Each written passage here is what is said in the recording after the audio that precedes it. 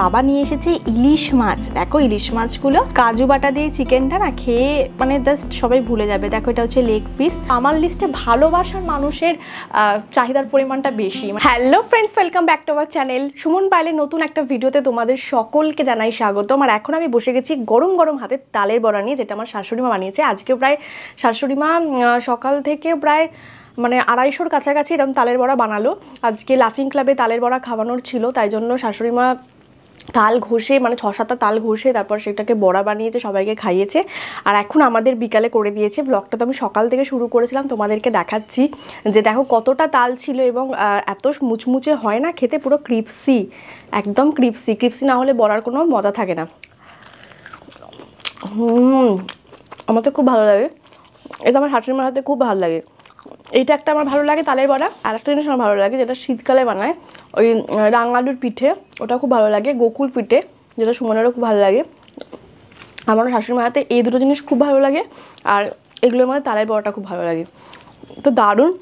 চলো তোমাদের সকাল থেকে ব্লগটা দেখাচ্ছি যে আজকে আমি কি রান্না করেছি না করেছি। আর একটু পরে সুমন চিকেনও আনতে যাবে, রাতে চিকেনও বানাবো। বাট সকাল থেকে তো ব্লগটা শুরু করেছি, তোমরা দেখো।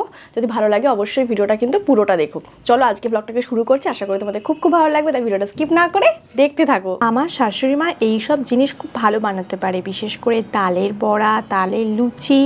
দেখো অনেকটা তাল, যেহেতু লাফিং ক্লাবে সবাইকে খাওয়াবে, তো মোটামুটি 200টা তো এখান থেকে হয়েই যাবে আমার যা আন্দাজ মনে হয়। তো শাশুড়ি মা এখন সব তালের বড়াগুলো করবে আর লাফিং ক্লাবে সবাইকে খাওয়াবে, সাথে আমাদেরও খাওয়া হয়ে যাবে। আমরা সুমনের, আমি আর সুমন বিকালবেলার দিকে খাবো তালের বড়া। খুব ভালো লাগে মায়ের হাতের এই তালের বড়া। দেখো কতটা তাল গুলেছে, এটা 200 কি মোটামুটি 260টা শুধু 70টা হয়ে যাবে। এই দেখো কি সুন্দর দেখতে লাগছে না তালের ফুলুরি। এটা তালের ফুলুরিও তো বলে, তালের ফুলুরি, তালের বড়া। আমার তো তালের বড়া খেতে খুব ভালো লাগে শাশুড়ি মায়ের হাতের, এটা খুব ফেভারিট, মানে খুব ভালো বানায় আর কি। আমাদের বাড়ির সামনেই স্টল দেয় আর কি, পরোটা, তারপরে তরকারি, চা। তো এটা নিয়ে এসছে 7 টাকা করে পরোটা, তার সঙ্গে তরকারি, বেশ ভালো খেতে। আমি 2খানা নিয়েছি, বাবা 3টে খাচ্ছে। সুমন খাবে বলে সুমনের জন্য আমার বাবা এনে দেবে বললো, দারুণ লাগলো। আজকে দুপুরে লাঞ্চে হচ্ছে আলু ফুলকপি দিয়ে ভেটকি মাছ, এটা আমার শাশুড়ি মাই করছে। আর এদিকে মা ভেন্ডি ভাজবে, আর আমার তো ডাল না হলে এমনি ভেন্ডিও ভালো লাগে, কোনো ব্যাপার না। আর এদিকে বাবা নিয়ে এসেছে ইলিশ মাছ। দেখো ইলিশ মাছগুলো, আর ইলিশ মাছে আমার শাশুড়ি মা সর্ষে দিয়ে করে, ওটাও ভালো লাগে। তেল ভালো লাগে, আলু বেগুন দিয়ে ভালো লাগে। ইলিশ মাছ যেরকমভাবে হবে সেরকমই খেতে প্রচণ্ড ভালো লাগে। আর লেজার সাইজটাও বেশ বড়। বাবা বললো একটুখানি সস্তাতেই পেয়েছে, তাই জন্য নিয়ে এসছে।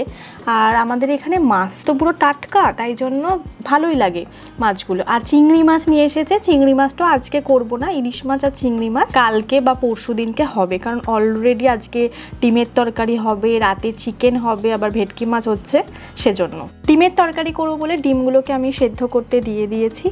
আর এদিকে আলুও কেটে নিয়েছি, তারপরে পেঁয়াজ, লঙ্কা, আদা, রসুন, এগুলো সমস্ত কিছু আমি এখন ছাড়িয়ে নিয়েছি। আর একটু থেকে গেলে রেখে দেবো, রাতে মাংস তো লেগে যাবে, মানে আদা রসুন বাটা আর কি। আর টমেটো নিয়েছি, আদা রসুন বাটা অনেকটাই হয়েছে। টমেটোটা একটা বড় টমেটো ছিল, ওটাকেই আমি পেস্ট করে নিলাম, ব্যাস আর কি। চলো রান্নাটা তাড়াতাড়ি বসিয়ে দিই। ডিমের আমার হচ্ছে ডিমের পোচ খেতে খুব ভালো লাগে, আর হাফ বয়েল যে ডিমটা হয় সেটাও খুব ভালো লাগে। আর এই দেখো ডিমগুলোকে আমি এরকম মাঝখান থেকে কেটে নিয়েছি, তাহলে মশলাও ঢুকবে। ডিমের তরকারিও ভালো লাগে, তবে ডিমের পোচ, তারপরে হচ্ছে ডিমের যেটা ভুজিয়া, ওগুলো আমার খুব পছন্দের। দেখো এদিকে সমস্ত কিছু রেডি, এবার রান্নাটা বসিয়ে নেব। তোমরা ডিম কীরমভাবে ভালো লাগে, না ডিমের পোচ বেশি ভালো লাগে, না অমলেটটা বেশি ভালো লাগে, নাকি ডিমের তরকারি বা সেদ্ধটা বেশি ভালো লাগে? আর আমার শাশুড়ি মা সব রকম ডিমই ভালো লাগে, বলে ডিম হলেই হলো। তো আর বুঝো খুব ডিম খেতে ভালোবাসতো আর কি, বুঝোর কথা প্রায় তো মনে পড়ে। জানো আমি যখন প্রথম শ্বশুরবাড়িতে এসেছিলাম কি রান্না করেছিলাম আমার মনে আছে, আমি করেছিলাম প্রথম ধনিয়া চিকেন। তো ধনিয়া চিকেনেতে এবার তেল বেশি হয়ে গেছে, আমি তো একটু ভয়ই পাচ্ছিলাম কি হবে, সবাই কি বলবে, কারণ বাড়িতে তো কোনোদিনও করিনি। মোটামুটি মানে মশলার আন্দাজ আমি জানতাম, সেইভাবেই আমি করেছিলাম ধনিয়া চিকেনের। তেলটা বেশি হয়ে গেছিলো, খুব ভয় পেয়েছিলাম। তারপর আমার বর বললো তো কী হয়েছে, যখন আমরা রেস্টুরেন্টে খেতে যাই তখন যখন এক্সট্রা তেলটা থাকে সেটা ফেলে দিই, সেটা দিয়ে খাই, এক্সট্রা তেলটা তো রেস্টুরেন্টে করি। তো বললো আর এক্সট্রা তেলটা যেটা ছিল সেটা ফেলে দিয়েছিল। ধনিয়া চিকেনটা খেতে না খুব ভালো হয়েছিল, আর ও যে আমাকে সাপোর্টটা দিল না, এটাই আমার কাছে অনেক কিছু। আর এদিকে আমার ডিম কষানো হয়ে গেছে, গরম জল দিয়ে দিয়েছি, ফুটলেই তারপরে নামিয়ে নেব। এই হচ্ছে আজকের লাঞ্চ। কালকের ডাল ছিল, মুসুর ডাল। মুসুর ডালটা না খুব ভালো লাগে এখন খেতে। আর এই যে ভেটকি মাছটা আমার শাশুড়ি মা করেছে আলু ফুলকপি দিয়ে, দারুণ লাগে ভেটকি মাছ। আর এই হচ্ছে ভেন্ডি ভাজা, মানে যেটা বললাম ডাল ছাড়াও চলে।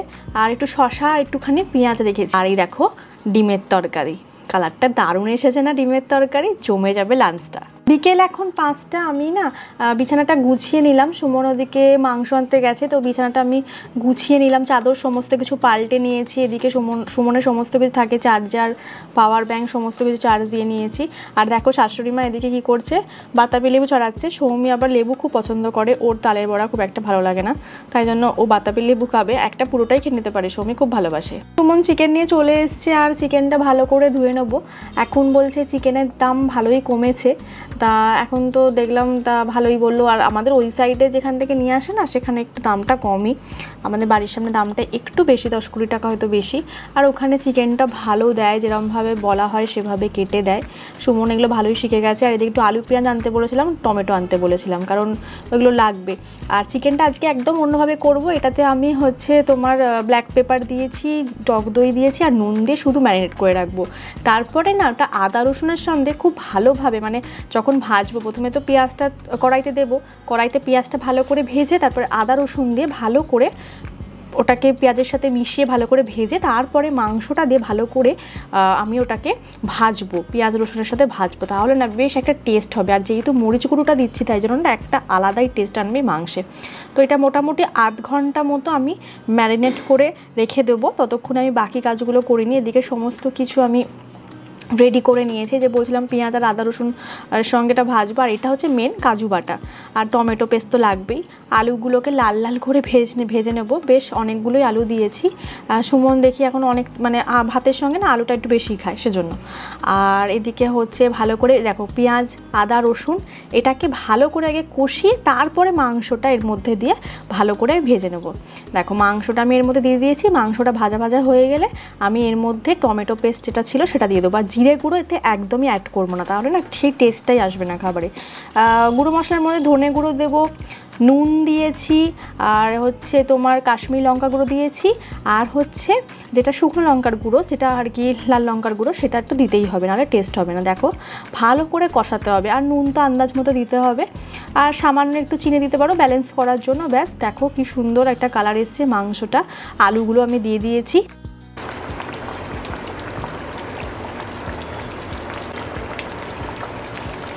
এই দেখো গরম মশলা দিয়ে দিয়েছি, নামিয়ে নেবো এরপর।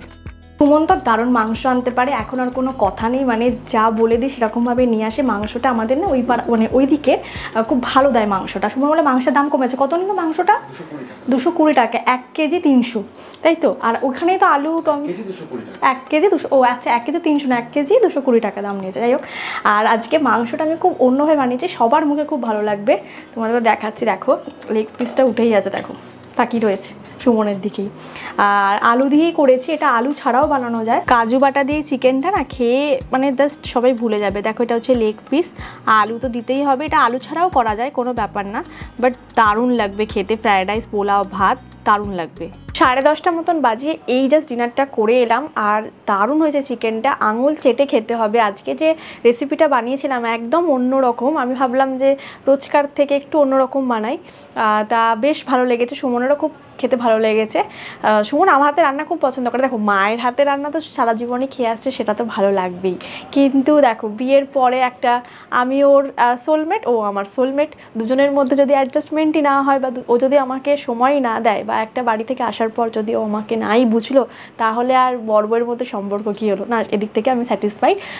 তো সেটাই হচ্ছে, মায়ের রান্না যেমন ভালো লাগে, আমার হাতে রান্না খেতেও প্রচণ্ড ভালোবাসে।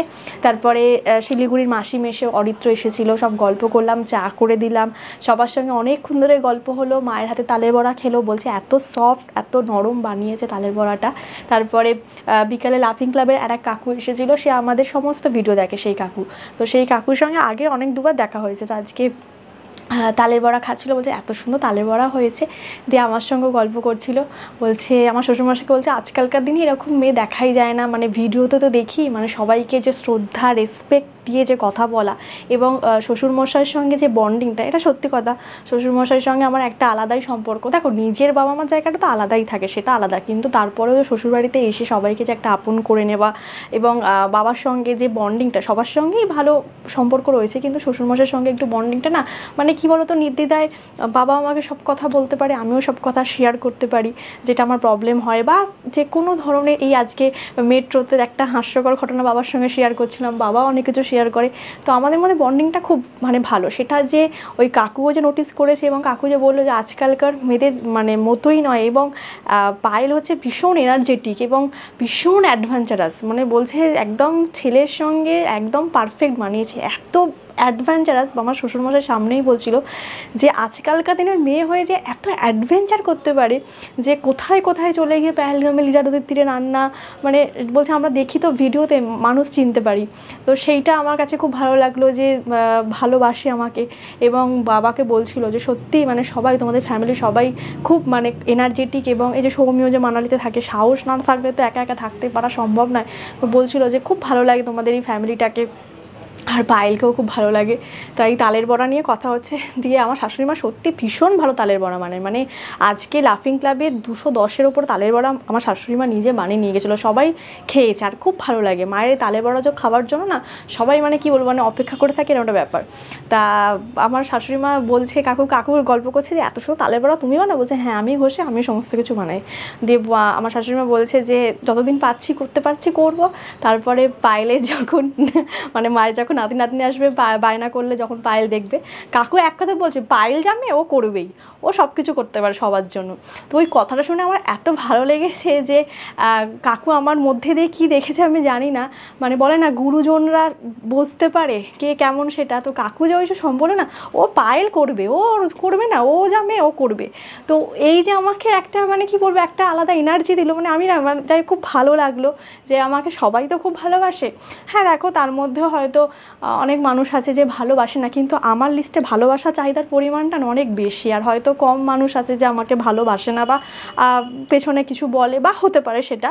আর আমার স্কুল লাইফেও আমি না মানে এমন একটা মেয়ে, সবাই এখন আমার সঙ্গে ফেসবুকে যাদের সাথে কথা হয় সবাই বলে যে পায়েলের মতন মানে স্বার্থ ছাড়া বন্ধু, এবং যেটা আমার কলেজের বন্ধুরা এখনও বলে যে পায়েল এমন একটা মেয়ে, যদি রাত 10টার সময় তো বলে যেমন পায়েল সেখানে পৌঁছে যাবে, এবং কোনো মানে অনেক আমার বন্ধু আছে যাদের একটু হেল্প লাগে, তারপরে সেটা আমি হেল্প করি। তো সেটা বলে যে পায়েলের স্বার্থ ছাড়া মেশে, এবং পায়েলের মতন বন্ধু পাওয়া সত্যি মানে খুব কঠিন। এবং আমার সঙ্গে যারা মেশে সবাই জানে যে আমি কীরকম। দেখো আমি মানে এটা তো বলতে পারবো না আমি 100% সমস্ত ঠিক আমার মধ্যে, সেটা কখনোই কারোর মধ্যে হয় না।